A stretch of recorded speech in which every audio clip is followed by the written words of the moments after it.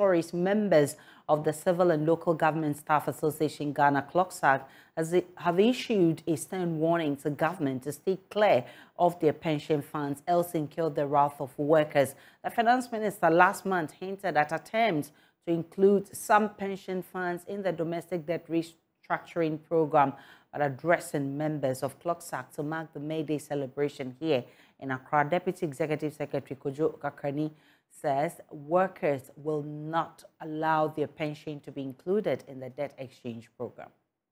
Pension arrangements are being even though the contributory 3-tier pension scheme has begun to yield positive results, it is very relevant and significant to maintain the existing pension structure. CLOGSAG is sending a warning signal to all forces, both visible and invisible, to steer clear of current pension arrangements as enshrined in the National Pension Act 2008 at 766. He who has ears, let him hear this message. CLOGSAG is sending a warning signal to all forces, both visible and invisible, to steer clear of current pension arrangements as enshrined in the National Pensions Act 2008 at 766. He who has ears, let him hear this message. The outcry of public sector workers, especially teachers and civil servants, during the beginning of the 21st century, be reverted onto government pension under either Cap 30, that is 1951, or the Teachers' Pension Fund 1952, led to the setting up of the Presidential Commission on Pensions in 2004, chaired by Dr. T.A. Bediako of blessed memory. The Presidential Commission on Pensions was tasked to ascertain whether the observation by workers that Cap 30 paid better lump sum or gratuity and monthly pension than Senate was accurate. Also to see whether all public sector workers could be placed on Cap 30. And if not, they should propose a sustainable pension scheme. The Commission made profound findings and noted that, 1, workers generally believe that pension earnings were the responsibility of the employer only, and in this case, government. Another finding, best practices all over the world showed that pension is a shared responsibility, and thus the worker and employer ought to contribute towards an employee's pension in a fully funded scheme. The Commission also founded Cap 30 was not sustainable because it was not funded. They went on. Surprisingly, responsibilities of a worker, the Commission found this one too. The responsibility of a worker do not diminish while on retirement.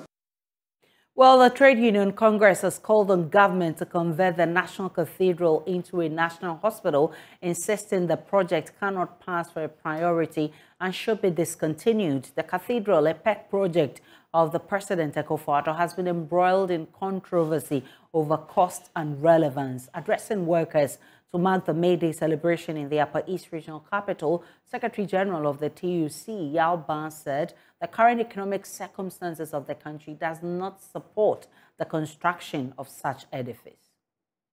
The reason Ghana has had to seek IMF support almost every 3 years is largely due to the flaws in the way our economy has been managed based on the neoliberal free market ideology.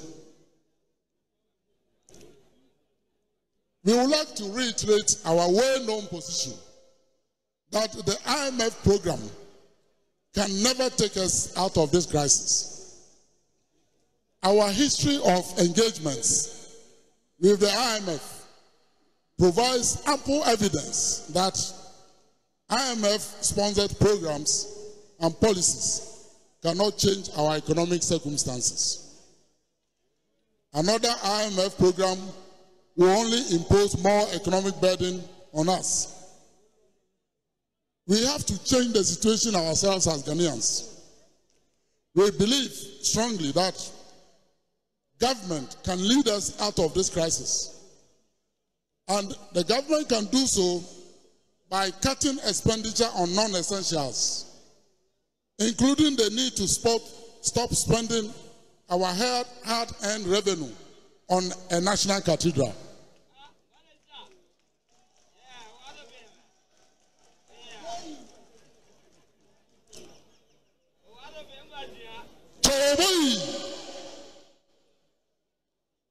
Let me say this again. We believe that government can lead us out of this crisis by cutting all non-essential expenditures, including the need to stop spending our hard-earned revenue on a national cathedral.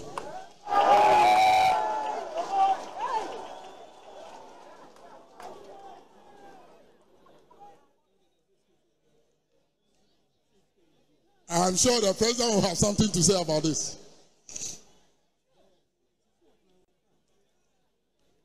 The president has always said he wants to create another Notre Dame in Ghana so we can attract a lot of visitors. But we disagree.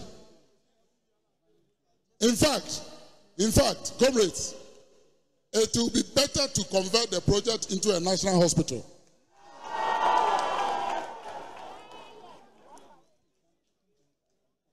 Mr. President, you can also reduce the size of your government.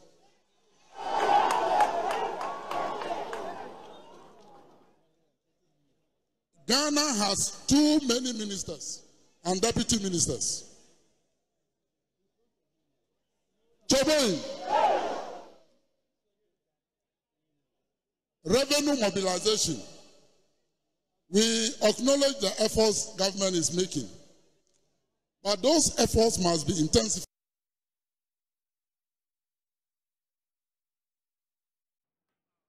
Well, the TUC is also warning that workers may be forced to demand salary increments if inflation is not tamed. Secretary General Yao Ban again is also warning they will not accept any increase in salary and emoluments of members of the Article 71 office holders.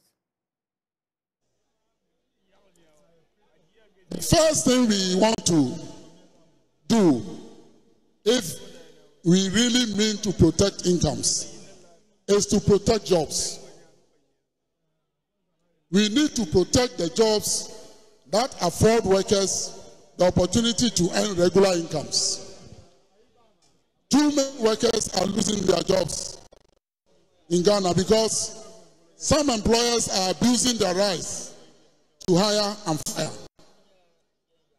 Other employers are also taking advantage of the weaknesses in our labor law and replacing permanent employment contracts with fixed-term employment contracts. In the last 5 years, TUC alone has lost thousands of its members due to this practice, which is being promoted and facilitated by private employment agencies. That is why we have been pushing for the review of the national labor law to protect jobs and to protect incomes. Mr. President, once again, we would like to appeal to you to ensure that the labor law review is completed this year. This is very important. We have been appealing for a very, very long time, but we are very unhappy about the slow pace at which the labor law reform is going. If nothing is done, we are afraid that you will leave office and we will not get the labor law. We appreciate your commitment to the review, and we will be very, very happy that if you leave this as a legacy for the working people of Ghana. Another measure that government can take to effectively protect incomes is to We've been joined by labor consultant, labor expert Austin Game, and his live Zoom for more on this. I'm grateful for your time, Mr. Game. The TUC and CLOCSAG have raised two concerns. First, about their pension fund, and also the salary and emoluments of members of Article 71 office holders. Now, what are your thoughts about the concerns? I'll pick your thoughts on that, but then first, I want you to tell me about organized labor's request for increase of salary if the inflation is not tamed. Well, thank you so much. First of all, let me wish working people and my own workers the best of everything as we bend the corner into another period for the year 2023. I wish them well. Now, pay increase cannot be done in vacuum.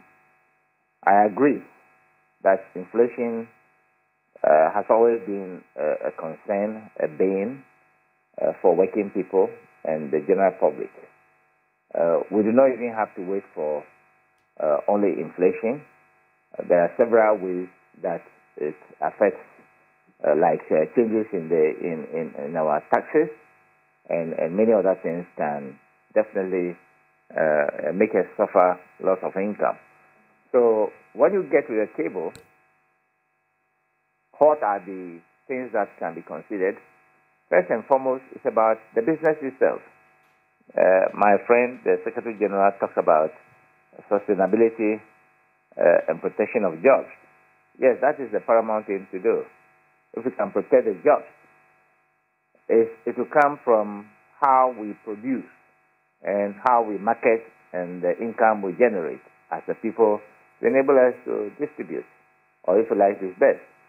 So clearly, I am in agreement, save that inflation must be handled from a different angle. That's why we set up in the law a National Tripartite Committee that can look at all those parameters, if it will mean talking about it in a more, inclusive manner that would support government in office to tame the inflation. Yes, it can be done, but not as a measure of increasing pay. Pay is increased by productivity and other variables. And that's my beef about that aspect of it. Well, all right, go ahead, Mr. No, go ahead. In all of these, I want us to talk about the pension funds of workers, which government is eyeing to include in the domestic debt exchange. The workers say it will worsen their plight. What avenues are available for workers to press home their requests for government to exclude them? Well, they are the owners of the money. I mean, this one is not negotiable. It's not a debatable issue. Maybe it is the capacity to handle it in a different way that matters. If I were in their shoes, this is not a matter for negotiation with a third party. It's our money. We have given it to you on a certain conditions and terms. So don't include it in the IMF request. That's just about it. If there is something else that can be done, let's talk about it. Something else, too, because this is Ghana, we all dwell in it, and therefore, if there is any way that we can help without damaging our resources when we come on retirement, all the best for everybody. Well, they say they will not accept an increase of salary and emoluments for Article 71 office holders. Their reason is simple. If government says its hands are tied in this economic crisis we find ourselves, then there's no need to increase salaries of those who are in charge of affairs. Your thoughts on this? Well, there will have to be some appreciation of what is going on with Article 71 people. They are also workers. That's number one. I repeat, they are also workers. Save that they are titled political workers. That's just about it. And because they are workers, they could also join the same union for the union to negotiate for them. If they join them, they cannot say that they will not negotiate for them. I have led negotiations for the unions before. Organized labor has always had a representative on the committee that is to be set up under the Constitution of Ghana, and they review it. Indeed, pay has been increased for working people across the country by tradition and practices. Article 71 office holders, particularly members of parliament and ministers of state, they don't have their emolument changed just every year like they do for others. We wait till it's about time for the exit of a government, then a committee is hurriedly put up and they try to do something. And because of the back pay associated with whatever percentage that have been given, it is as though they have carried the whole Bank of Ghana into their homes. It is not correct. And therefore, we have to be measured in such demands. I'm saying so because Article 71 office holders are working people and they must be paid. And they can also decide to go and engage a consultant to lead them. Consultant like organized labor is a consulting organization. People affiliate it to lead them. And so saying that they should not. What maybe they are talking about is if Article 71 office holders are going to get the kind of Russia they get, then that is the concern they are raising. Even that, it has to be discussed properly. Because we expect them to work, yes. Every 4 years, they have become class 1 people. You can be described as having gone through a 4-term kind of term in the House.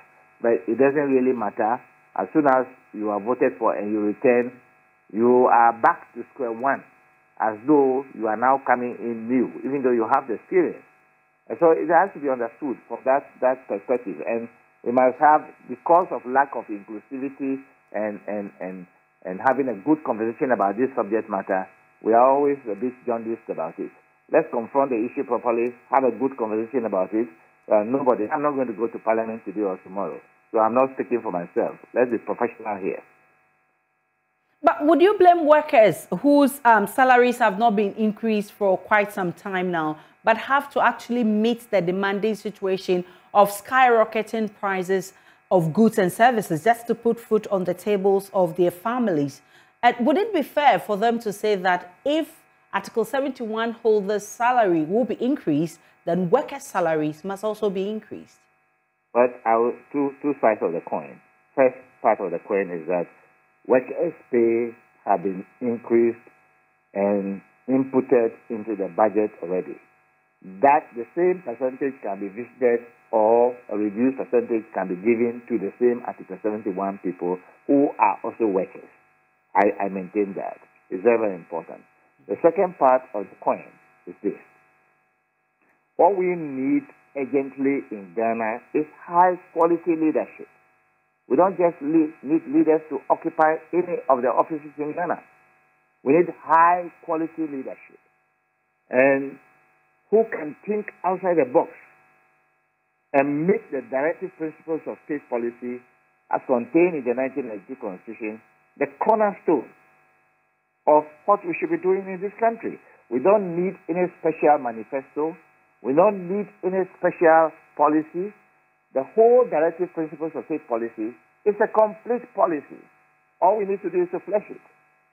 What leaders are doing and damaging this nation, they must now be told in no uncertain terms that those days are past. And we should not allow them to take us to the cleaners the way they have taken us again.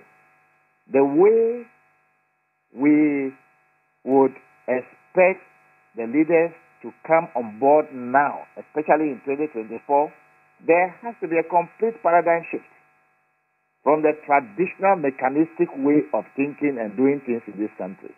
We must discover what is in the Constitution, the directive principles of state policies, and the related policies, and put our dreams on the front burner for all of us to see, so that we can find a way of designing a workable and a doable system cost effectively to enable us take our destiny into our hands and not become slaves to IMF any longer.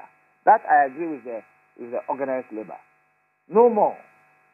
And so the 2024 election will not be held under the canopy of a traditional partisan myopic approach to we belong to this, we belong to that. No more.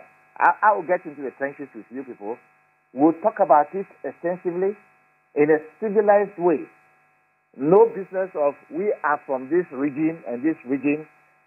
I would lead a crusade. I would tell the people of the Volta region, of the people in Ashanti region, in the Central region, wherever. Let us be very, very open. No more traditional voting. Because our leaders have misled us too much. And I'm not going to go into the past as people do. Let's stay focused today and project forward what we want to do. And that is the way we should go. No more traditional thinking. No more mechanistic approach to anything. It has to be organic. We must think outside the box. And we need leaders. If you think you are going to stand an election, I don't care whoever. If you are not going to come out with a dream that all of us will design a system that will make it workable and will take the destiny of our unborn children into account, forget about it. Go and sleep somewhere. That's the point. I'm grateful for your time. Austin Game, he's labor expert, and he's with Austin and Austin. And he's been talking about the demands of workers and how government must act swiftly to deal with the situations that confront us. Let's now listen to the president's response to the concerns of organized labor. In spite of the difficulties, the difficult challenges government employers face, this was made possible through consensus building to ensure businesses attain high levels of employment to hasten economic recovery. This is no mean feat, as it is the first time in the history of the determination of the national daily minimum wage that the parties agreed to the payment of COLA after wage adjustment for the year has already been agreed. This is an indication of our collective resolve to protect workers and their standards of living. You would also recall that this year began with government and organized labor concluding negotiations on the 2023 base pay and pay point relativity for public sector workers in January 2023. Following a series of consultations and consensus building within the Public Services Joint Standing Negotiating Committee, the base pay on the single spine salary structure was increased by 30% over the 2022 figure, effective 1st January 2023. Indeed, the 30% increment of the 2023 base pay is the highest since the introduction of the single spine salary structure in 2010. Government which is committed to improving the lot of workers and their dependents. In the wake of the current global economic crisis, it has become even more imperative to protect workers. Our collective responsibility in achieving this objective is important, and it is for this reason that I consider the theme for today's celebration, protecting incomes and pensions in an era of economic crisis, our responsibility, as most appropriate. Secretary General, organized labor, it is evident that this current global crisis is the worst crisis the world has experienced in the past 50 years. In spite of the damaging effect of the crisis, we have managed to protect lives, livelihoods, and jobs, and kept the lights on. The crisis is having a profound impact on national economies and societies. Incomes, pensions, and investment funds are equally being affected. We're still live on the Pulse this afternoon. We'll take a break. When we return, there's more coming up shortly.